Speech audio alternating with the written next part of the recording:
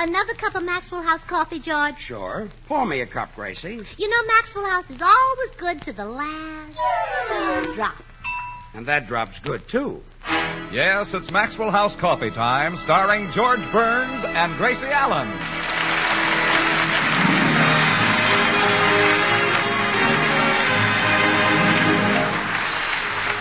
With yours truly, Toby Reed, Gail Gordon, Elliot Lewis, Hans Conried, Meredith Wilson and the Maxwell House Orchestra, and Bill Goodwin.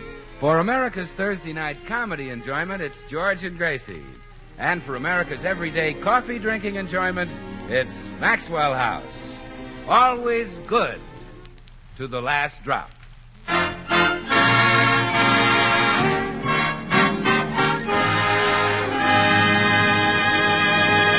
Well, as we look in at the Burns home today, we find George glancing through the afternoon newspaper. Say, look at this. Meat prices are still dropping. Pork is down, beef is down. Oh, yeah, but you don't have to worry, darling. You're married to a pretty smart little girl. What do you mean? Well, I saw this thing coming 10 days ago, so I stocked up before it happened.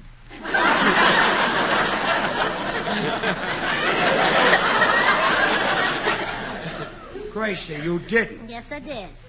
They don't catch me napping. Let the meat keep on going down. We're set. I've got enough in our icebox to last us a month. Now, I got it right at the peak. Oh, no. Oh, yes, sir. You gotta get up early in the morning to stop little Gracie. Now she tells me. Look, Gracie. And you know something What? I found out, George? Businessmen respect a shrewd buyer. Now, this morning, Mr. Jones, the butcher, took me aside and he said, look, Mrs. Burns, steak is still dropping, but any time you want it at the old price, it's okay.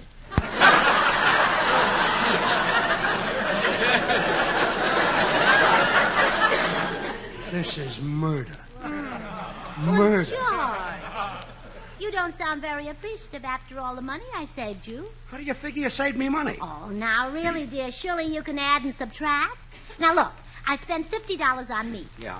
I put it in our icebox. Yeah. Today, that meat is worth $30. Now, how much is 30 from 50? 20. Well, what's that, hey? But you didn't save 20. You lost 20. Oh, Judge, pay attention. Now, I'll explain it I'll again. explain it to you. Now, listen. 10 days ago, you spent $50 for meat. Today, you could buy the same meat for $30. Now, did you make money or lose it? Oh, my, you're handsome today.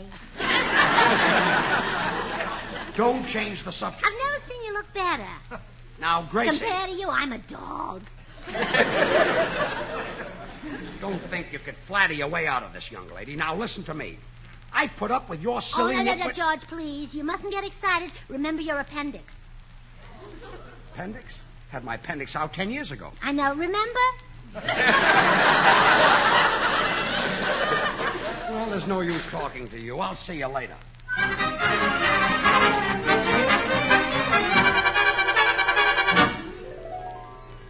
Can't you do something for her, Dr. Miller? She'll drive me crazy. Well, George, I started to psychoanalyze Gracie, but she called it off. Said she was afraid people might think there was something wrong with her.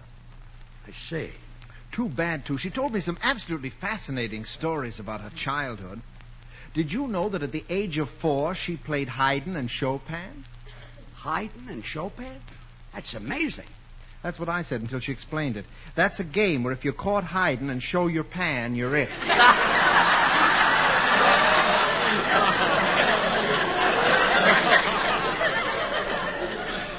Haydn and Chopin. Might have known. You know, George, this buying meat at high prices might have been influenced by her father. She told me how he failed in the meat business. What happened? Well, you know how some butchers put their thumb on the scale? Yeah. Gracie's father used to sit on the scale and hold the meat in his lap. What a family. Some very peculiar things happened to her parents. I know. I married one of them. Do you think you can help her, Doctor? Well, I can, George, if you can get her over here. Let's see. Does Gracie dream much? Quite a bit. That'll be the excuse. Tell her to come over and have me interpret her dreams. When I get through interpreting them, she'll be all straightened out. Wonderful. And above all, Tell her that she must never make a decision.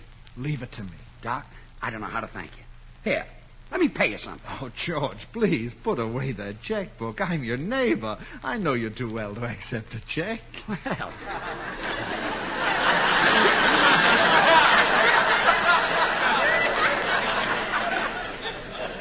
Well, thanks, Doc. Pay me in cash. I thought so.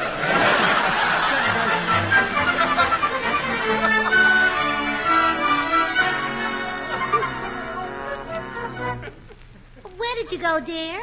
Oh, just out for a little fresh air. Say, Gracie, been having any dreams lately? Oh, yes, I have, George, and such silly ones. I worry about what happens to my mind at night. And I'm on the day shift. Huh? Nothing. Oh. Tell me about the dreams you had. Well, last night I had a real nightmare. I dreamt I was walking down Hollywood Boulevard with no clothes on. All I was wearing was a hat. Oh, was I embarrassed. Well, I'll bet you were. Sure, it was last year's hat.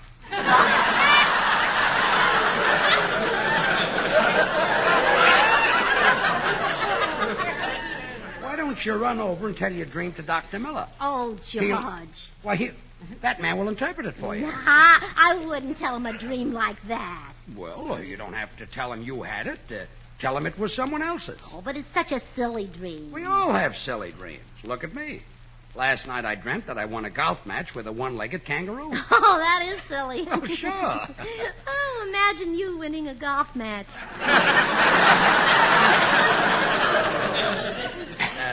Yeah. Now, run over and talk to Dr. Miller. Well, all right. It would be fun to know what dreams mean. Sure, I'll see you later.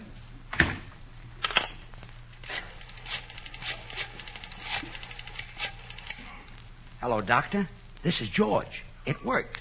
Gracie is on her way over to tell you her dreams. Yeah. Now, she'll pretend it isn't hers, but it is. Anyway, you know what to tell her. And pour it on. That's right, Gracie. Just relax and tell me your dream. Oh, this isn't my dream, Doctor. Oh, sure. I understand. We'll just say it's the dream of a certain party, huh? Now, what was the dream? Well, this certain party was playing golf with a one-legged kangaroo. Golf with a one-legged kangaroo. Very revealing. Really? Oh, definitely. Gracie, the person who had that dream has the mind of a child. Oh, Doctor, you're wrong. No, wait. The person who had that dream also looks as young as a child. Oh, boy, are you wrong. But the person who had that dream is married to someone who is very wise and clever. Well, that's funny. Now you're right. And I'm right in the other things, too, Gracie. The person who had that dream should never make a decision. Really, Doctor? Absolutely. Any decision that person makes is sure to be wrong. Oh, thank you, Doctor. I promise you that person will never make another decision.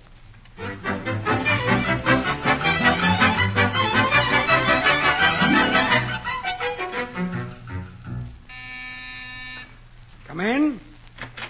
Howdy, little man. Oh, hello, Mr. Judson. Say, I just got back from a ranch in Texas, and I'm a mite dusty. Could I run your vacuum cleaner over my suit? Vacuum cleaner? Wouldn't it be easier to brush it off? This is Texas dust. I want to save it. I see. Yeah, I like to put it on my face after shaving. Like talcum powder? Yeah, only this is softer. Oh, sure. Yeah, it smells better, It smells too. better, Yeah. too. Okay, I'll get out the Hoover. Wait a minute. Your vacuum cleaner is a Hoover? Yeah. Then let it go. Texas is a Democratic state. Suit yourself, Mr. Judson. Yeah. Now, the reason I hurried over here direct from the train was to give you a chance to make some money. How? Well, I got a few cattle down home, and right now they're selling at bottom price, $50 a head. Now, you buy them today, and tomorrow you'll double your money. Well, I said... Well, naturally, I couldn't sell you my whole herd, but I could let you have a couple of million head. Well, I might take 100 head. How do I buy the cattle? Well, you just pick up the telephone and call Dallas, Texas. The number is Ecstasy 2400. That's my office. Yes. If it don't answer, call my ranch, Paradise 2400. Tell them who you are, and I said to let you have 100 head at bottom price. Well, thanks a million. Yeah, well, now you do it right away. Tomorrow, them steers will be put on the train for Chicago. To the slaughterhouse, huh? Yeah. They don't slaughter Texas cattle, though. They don't have to. Why not? Well, when them steers step off the train and see they ain't in Texas, they die of a broken heart. Well, so long, little man. Thanks again, Mr. Judson, and goodbye. Mr. Judson. Mr. Judson. Yeah? Why, little lady, what you doing hiding here behind this bush? Well, I have to keep an eye on my husband. At his age? Oh, absolutely. He's got the mind of a child. Tell me, while you were talking to him, did he make any decisions? What? Yeah. As a matter of fact, he did. He decided to call Dallas and buy 100 head of steers at $50 a head. $50 for one head? Oh, that's ridiculous. What? But, ma'am, that's the bottom price. Well, it's all right for a bottom price. That's the end with the meat on it.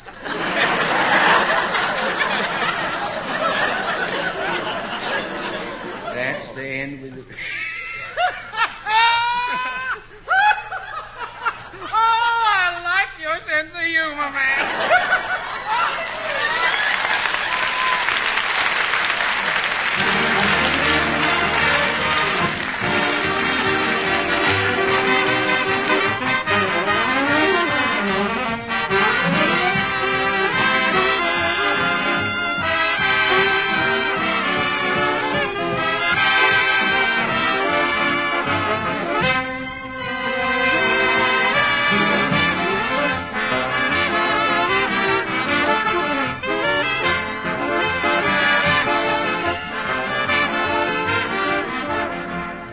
You know, Meredith, those grand songs carry me back to my high school proms. Well, Toby, they first hit the music racks 20 years ago. Today, they're still going strong. And what do you think explains this great popularity year after year? It hangs on many things all combined, not just one.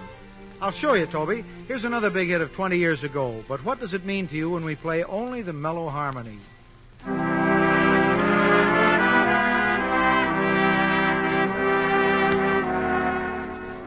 Or now, when we add a rich counter melody.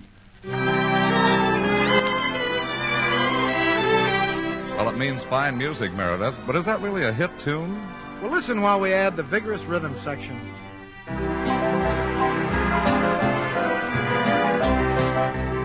Okay, and now we'll round out this number with the melody. And you'll recognize one of the most popular American songs ever written.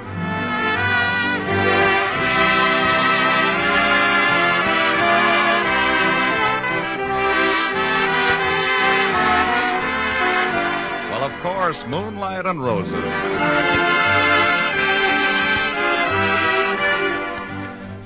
And friends, just as America's favorite songs require the careful blending of many orchestral parts, so too with the creation of America's favorite brand of coffee, Maxwell House.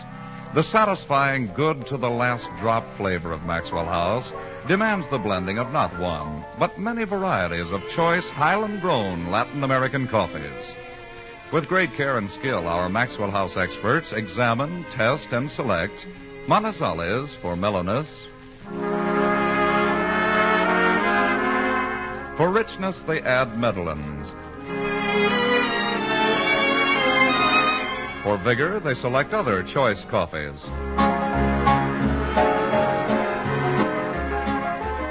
And for fine, full body, they add Bucaramangas.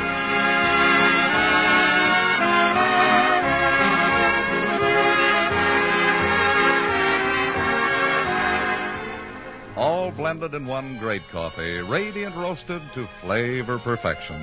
And brought to you roaster fresh 2 ways, either in the familiar blue tin or in the brand new ultra vacuum glass jar.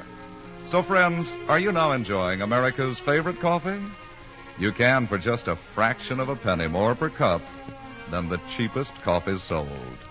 Insist on Maxwell House, always good to the last drop.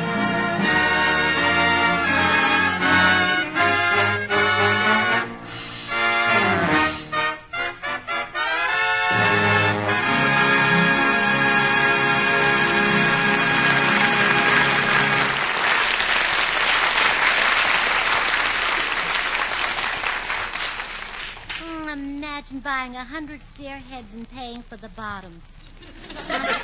Well, Dr. Miller was right. Poor George doesn't know which end is which. Well, I've got to stop him. It may take drastic measures, but I've got to stop him. Hi, Gracie. Hey, I'm going to make $5,000. All I have to do is call Dallas. Put down that telephone, you philanderer. Huh? How dare you call another woman? What other woman? Stella Dallas. I'm calling Dallas, No, Texas. no, George, please, don't use that phone.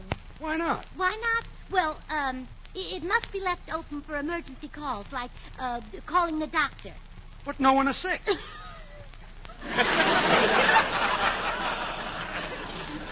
Gracie, what's gotten into you? Virus X. Then call the doctor. Oh, stop. Well, then call the fire department. The house isn't on fire. Hand me those matches. Gracie, cut that out. I'm going to place my call. Oh, you can't, George. The phone's out of order. Phone's out of order? Yes. What do you mean? Hello? I can't talk to you now, Meredith. The phone's out of order. That silly Meredith Wilson calling up on a broken telephone. Gracie, let go of the phone. No. I don't like to use my superior strength against a woman, but you force me to tear that telephone out of your hands. Now give me that phone. Please, Gracie, give me the phone. No. I said give it here, and I mean it. Oh, now you see, I dropped it. I just hope nothing happened to it. Oh, holy smoke. The phone is dead. Oh, you murderer. You killed it. This is too much. I'm going to take a cold shower. Then I'll go across the street to Jack Benny's and use his phone. Well, I'll fix him so he can't use Jack Benny's phone. While he's in the shower, I'll take all the change out of his pocket.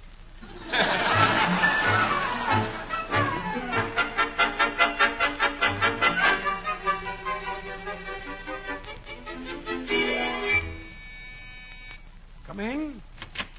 Hello, Mr. Burns. I'm from the telephone company. Your phone has been reported out of order, and I'm here to fix it. Wonderful. I can make $5,000 if I call Dallas before the... Oh, no. Oh, no. It's you again. The guy with the terrible temper. You'll wreck my phone. Oh, have no fear, Mr. Burns. Now that I'm with the telephone company, I'm no longer a mad, mad thing. I found myself. If only you hadn't found me. I'm so happy with this job. Please, put the phone down. I'll use carrier pigeon. Why, this isn't serious. I'll have it fixed in a jiffy. Don't bother. I'll wigwag. I'll send smoke signals. Don't touch the phone. I'll just tighten this screw. I'll walk to Dallas. Forget it. There, it's fixed. I have placed at your disposal the greatest miracle of science, the telephone. Good. Now go. I'm so happy with this job. Now, if you get a hot tip on a racehorse, you can telephone and place $2 on its nose. But I never The can. favorite is Bangtail, but you bet on a long shot. Apple Blossom at 50-1.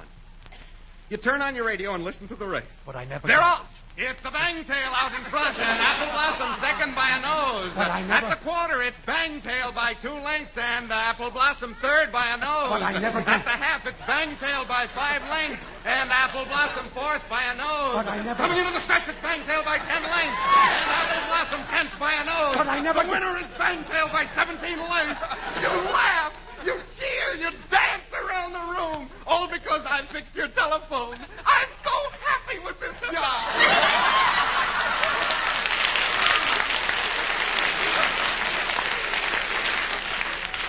All right, now go. You count your money. Yes. You're so... Wait. Something happened. Wait a minute. Something. I know. You bet on the other horse. Oh. You lost your $2, and No. it's my fault. No, I didn't. Well, bet. I won't fix telephone. No. I'll quit this lousy job. Now go. Not before I remove temptation from your path. No. I'll wreck this No. telephone. No, I'll no. smash it. I'll rip it to The pieces. bottom.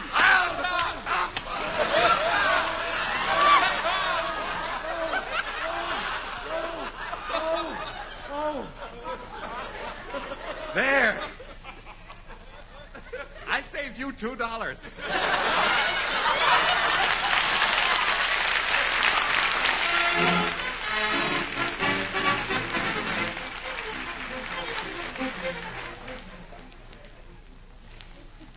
Bill. Yeah? Can I call Dallas, Texas on your phone?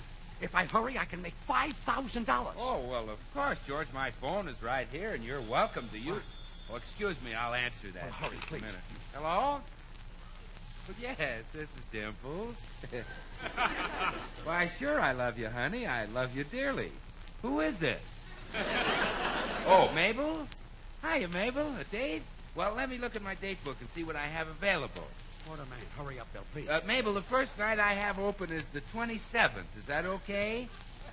Swell. That's November 27th.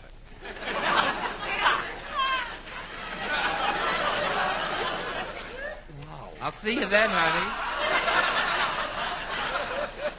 Bye. Now, George, I'll get that Dallas number for you right away. Oh, excuse me. Well, It's hurry, ringing hurry, again. George. Hello? Yes, this is Dimples. Oh, hello, Gladys. A date? Well, I'm booked up till November 28th, but you can have that. Okay, it's a date. Oh, no, honey, that's November 28th, 1949.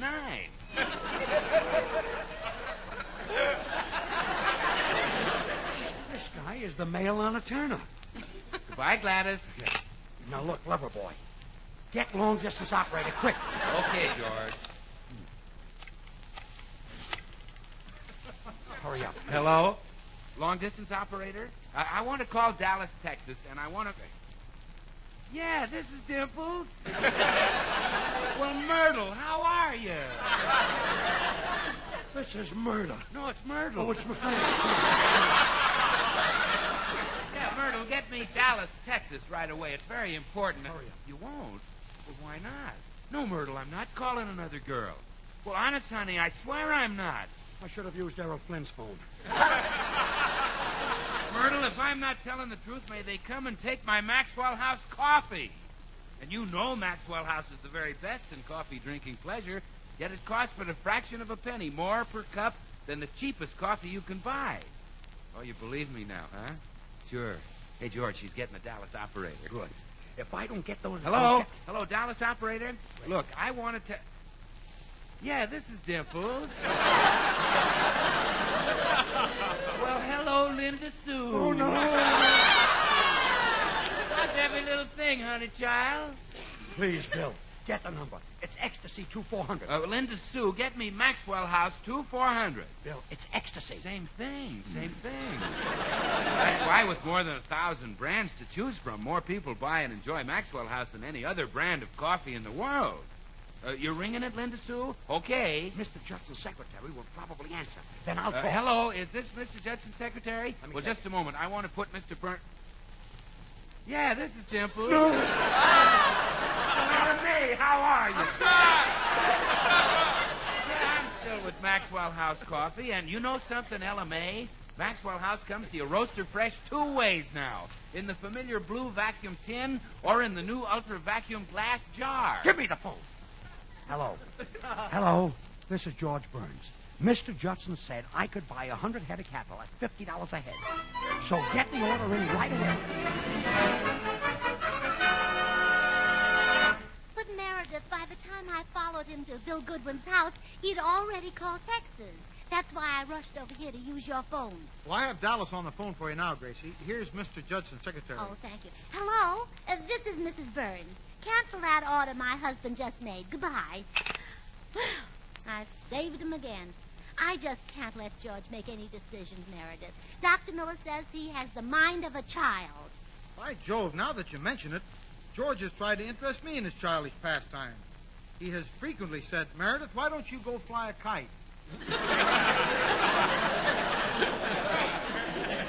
If you think that's childish, wait till you hear this. George has been cutting out paper dolls. Paper dolls? Yep, out of Esquire magazine.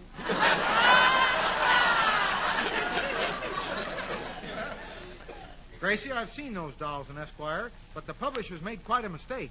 They didn't print any paper dresses to put on them. Oh, well, I guess George is too dumb to realize that. But that's nothing compared to the decision about Mr. Judson's cattle. All he wanted to buy was the heads. No. Yes. And he was going to pay the same price that Bottoms bring. Well, that's ridiculous. Heads aren't even half the size. I wonder what he wanted with them anyway. Well, perhaps he wanted to hang them on your walls. Oh, well, if that's it, I guess the heads would have looked better.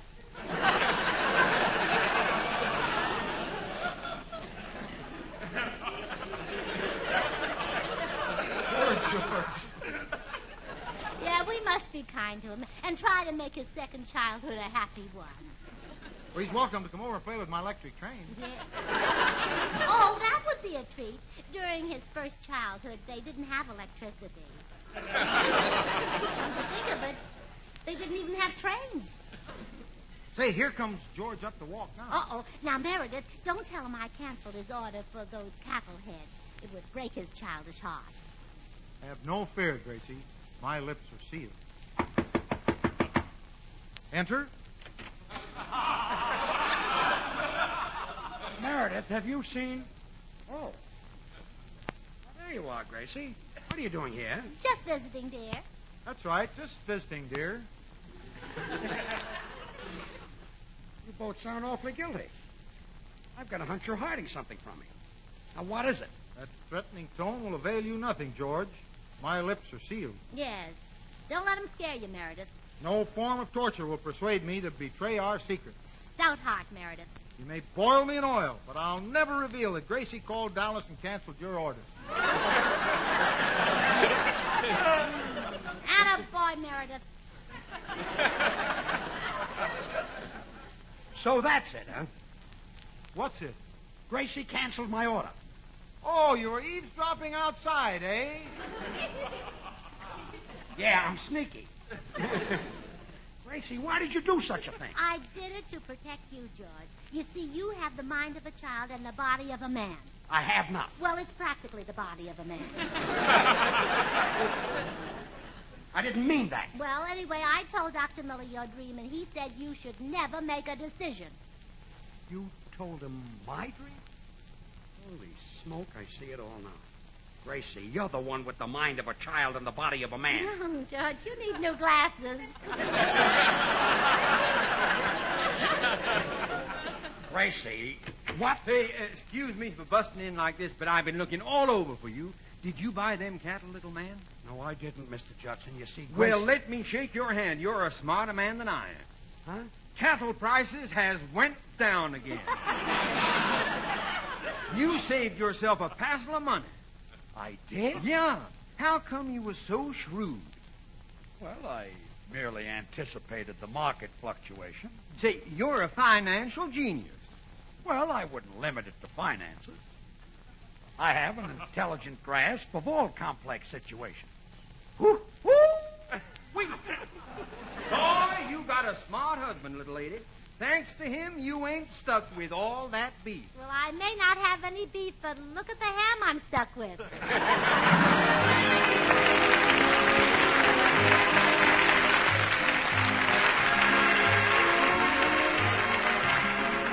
Join us again next Thursday when we'll all be back. George Burns, Gracie Allen, Bill Goodwin, Meredith Wilson, and the Maxwell House Orchestra, and yours truly, Toby Reed. And now... Good things. The easy way. Do you like good things the easy way? Then get instant Maxwell House coffee. So good. So good. True coffee flavor and fragrance, because instant Maxwell House is not a so-called coffee product. It's all pure Maxwell House coffee in instant form. And so easy. So easy. Instant Maxwell House means great coffee instantly in your cup. No fuss, no muss, no bother. Today, try Instant Maxwell House. Instantly good to the last drop. Good night. Until next Thursday, good night and good luck from the makers of Maxwell House, America's #1 preferred brand of coffee. Always good to the last drop. The George Burns and Gracie Allen Show is written by Paul Henning and Keith Fowler. And now stay tuned in for Noah Webster Says, which follows immediately over most of these stations. This is NBC, the national broadcasting company.